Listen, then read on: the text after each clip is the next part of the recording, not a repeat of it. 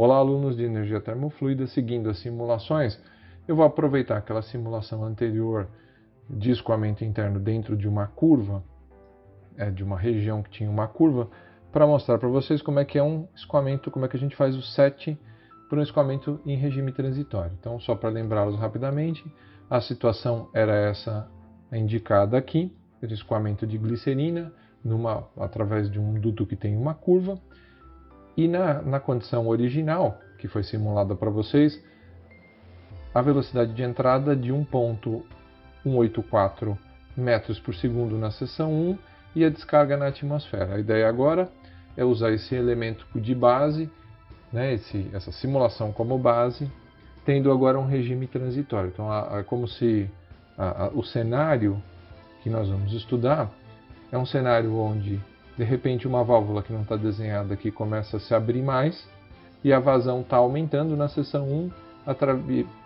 como forma de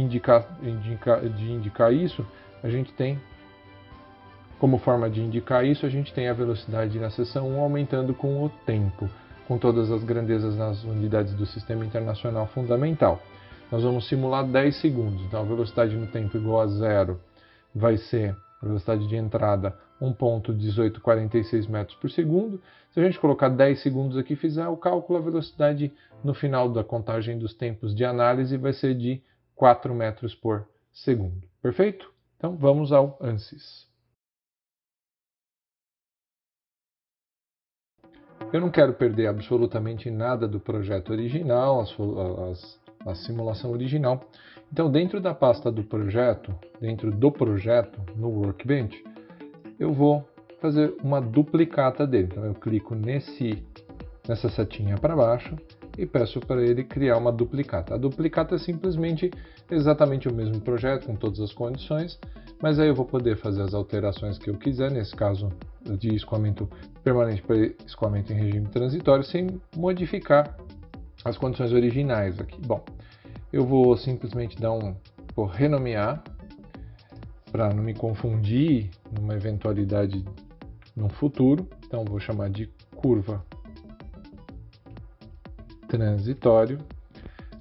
Lembrando que eu ainda estou usando aquela malha ruim, eu deveria ter feito o estudo de malha anterior, né? A geometria está pronta, a malha está pronta, o setup eu vou fazer a modificação. Então eu vou clicar 2 vezes no setup e ele vai abrir o setup. E a primeira coisa que eu noto é que ele está exatamente igual àquelas condições originais que eu coloquei, de entrada, saída, enfim. Primeira coisa que eu tenho que indicar para o ANSYS, que é uma análise transitória, e eu faço isso aqui clicando no reloginho 2 vezes e tirando de regime permanente para regime transiente. Ele vai pedir o tempo total de análise, né? Eu vou dar um tempo total de 10 segundos. Então eu vou analisar 10 segundos de marcha no tempo. E ele vai pedir quantos time steps eu vou querer fazer nesses 10 segundos. Eu vou de 1 em 1 segundo e o tempo inicial vai ser 0. Dá um OK. Ele me dá 2 informações, 2 avisos, dizendo que tem algumas coisas com problema. O primeiro deles tem relação à condição inicial, que eu sempre tenho que fornecer nos problemas em regime transitório, isso eu vou fazer já já. E o segundo, que eu não estou falando, eu não estou indicando quais resultados eu quero guardar desse histórico temporal de 0 até 10 segundos. Isso eu vou fazer isso na sequência. Mas a primeira coisa que eu tenho que fazer é indicar o que está variando. Então eu vou variar a velocidade de entrada, e a velocidade de entrada vou acrescentar o termo transitório, né? T é tempo, ele já sabe disso, e ele vai usar as unidades do Sistema Internacional Fundamental, nesse caso segundo, tomando cuidado que com o número solto aqui, na verdade, né, eu tenho que colocar unidade. Então, metro vezes segundo elevado a menos 2. Eu dou um apply. Uma coisa que é importante você eventualmente observar é avaliar aqui. Por exemplo, eu sei que em 10 segundos tinha que dar, que em 0 segundos tinha que dar a velocidade inicial do regime permanente, né, da outra situação, que é esse 1.1846. Em 10 segundos eu fiz uma rampa de acréscimo de velocidade para dar 4 metros por segundo no final, né, numa linear. E 10 segundos, 4 metros por segundo. Muito bem, de velocidade de entrada. Todas as outras condições vão se manter, eu não vou fazer nenhuma mudança, a pressão de saída vai ser um jato livre, então vai continuar sendo a pressão atmosférica. Mas eu preciso indicar agora alguns elementos adicionais. No Solver Control, eu tenho que dizer para cada passo no tempo quantas iterações ele vai fazer. Então, eu vou deixar até 50 iterações aqui. E o RMS, né, meu alvo ainda vai ser 10 a menos 5. De qualquer modo, eu ainda preciso contar para ele quais dados ele vai ter que gravar do temporal. No Output Controls, no Transient Results, eu vou pedir para ele guardar. Eu cliquei aqui, ele vai guardar esses dados. Eu poderia dar os intervalos que eu queria, ou eu posso trocar aqui e deixar Every Time Step, quer dizer, ele vai guardar todos os tempos que ele fizer o cálculo. Então, 0 segundo, 1 segundo, 2, 3, quando ele vai calcular todos esses time steps, independente de eu colocar qualquer coisa aqui, né? Mas eu poderia, por exemplo, se são muitos passos no tempo, porque os arquivos começam a ficar muito grandes, eu poderia dar um intervalo para ele guardar. Então, guardar a cada 1 segundo, por exemplo, aí, na verdade, nesse caso, ele vai estar guardando todos os time steps. Mas se eu colocar de 2 em 2 segundos, por exemplo, ele vai guardar de 0, 2, 4, 6 e vão perder, apesar de calcular os intermediários, ele vai perder esses dados, né?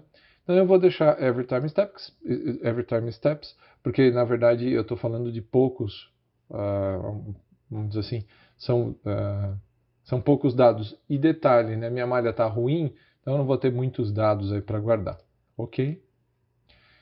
Bom, está tudo feito, eu posso salvar.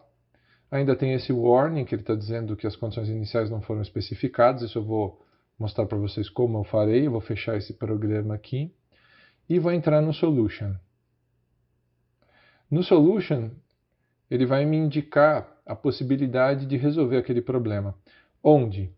Nos valores iniciais. Então ele vai colocar aqui, ó, eu cliquei, né, Run Definition, eu cliquei Initial Values, aí ele coloca assim, dados correntes, se possível, ou se você quiser, Initial Conditions. Eu vou dar Initial Conditions porque eu tenho a simulação de regime permanente para o tempo igual a zero, né, do que seria o equivalente ao tempo igual a zero. Então eu venho até aqui e vou apontar para o arquivo de resultados. Tem que tomar cuidado porque você tem que lembrar onde está isso, está naquele diretório, né? Então eu venho até aqui, Initial Conditions, deixo esse checkbox ligado, né, para especificar, e aqui vou apontar para o... aqui, ó, né? Eu vou apontar para o diretório.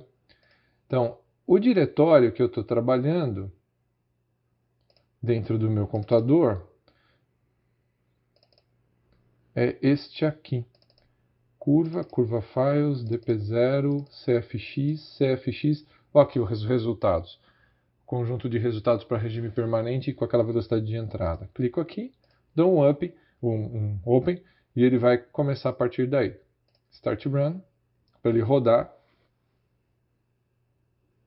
E agora é aguardar.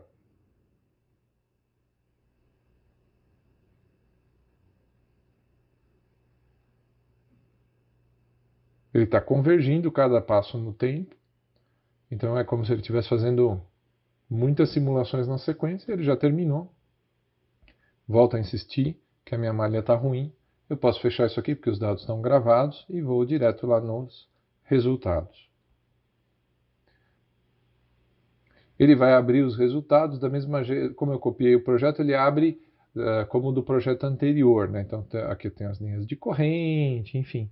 E a gente já consegue ver algumas coisas interessantes aqui, né? A recirculação aqui aumentou um pouquinho, enfim.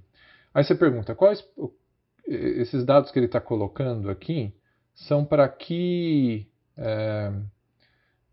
tempo, né? Porque isso está variando ao longo do tempo. Essa pressão aqui é para qual situação? Então, se eu clicar aqui no reloginho, eu tenho a sequência de time steps. Então, no tempo igual a 0, no tempo igual a 1 segundo, 2, eu posso ler isso. Então, por exemplo, ele está colocando no tempo igual a 10. Então, essas respostas de pressão no plano central para o tempo igual a 10. Por exemplo, vamos imaginar que eu quisesse em 5 segundos. Eu clico aqui em 5 segundos, dou um apply, vocês vão ver que a pressão é menor.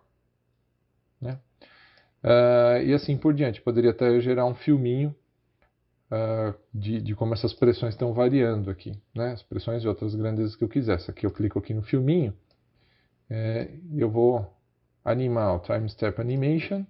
Vou pedir para ele animar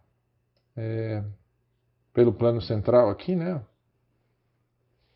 Consegue ver uma animação de variação de pressão ao longo do tempo, né? Dá para gravar esse filminho, enfim. Bom, mas e se eu quiser ter esse resultado em termos de valor da perda de carga ao longo do tempo, né? Com a velocidade? Eu já defini a perda de carga anteriormente, né? A diferença de pressão aí dividido pelo peso específico, isso já está definido. Como é que ele poderia me mostrar, por exemplo, num gráfico, esses resultados? Eu poderia vir até aqui, por exemplo, nas expressões, e clicar aqui em perda e pedir para ele colocar o valor da perda. Então, por exemplo, a perda no tempo de 3 segundos é de 0,8975 metros. Aí no 10 segundos, 1,83. Percebe? Eu posso pegar em qualquer tempo que eu quiser esse resultado. Dá para colocar isso, por exemplo, num gráfico? Sim. Né? Então vamos fazer isso para vocês verem. Eu venho até aqui, ele já tem alguns elementos gráficos prontos. É só clicar aqui, eu vou chamar esse gráfico de perda de carga. Eu venho até aqui, é um gráfico do tipo transiente, XY. Eu vou ter que contar para ele o que ele vai ter que pegar aqui, né, para colocar em X, e o que ele vai ter que pegar para colocar em Y. E para Y, então já escolhi aqui dentro da guia geral esse elemento, né, XY. No Data Series eu venho até aqui e vou pedir, por exemplo, que ele pegue a expressão, não do tempo, mas que ele pegue a expressão da perda de carga. Então eu venho até aqui, ó, perdas. Então ele vai colocar no eixo Y as perdas. E no eixo X eu posso vir até aqui e escolher o tempo. Se eu der um Apply, ele vai fazer os cálculos e vai mostrar para a gente.